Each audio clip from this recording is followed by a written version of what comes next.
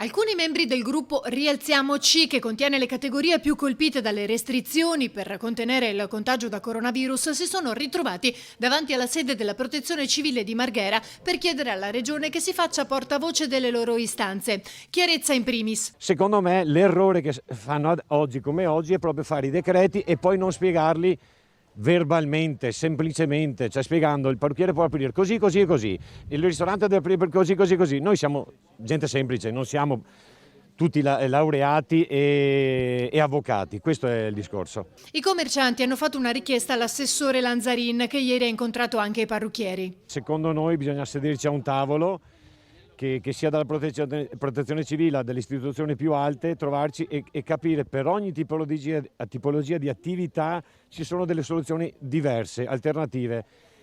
Perché secondo me se le cose vanno fatte in generale generiche non si andrà da nessuna parte e c'è un caos generale di come poter aprire, come poter lavorare. Prima di tutto ricordiamo che però la sanità è più importante.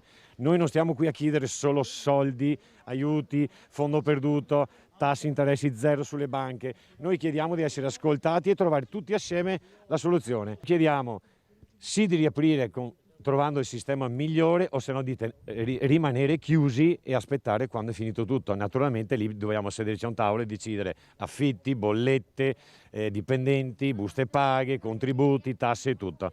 Altrimenti non ne andiamo fuori. E il problema è che se questo andrà molto avanti, forse nel 2020 metà attività non ci saranno più, non hanno la forza di rialzarsi.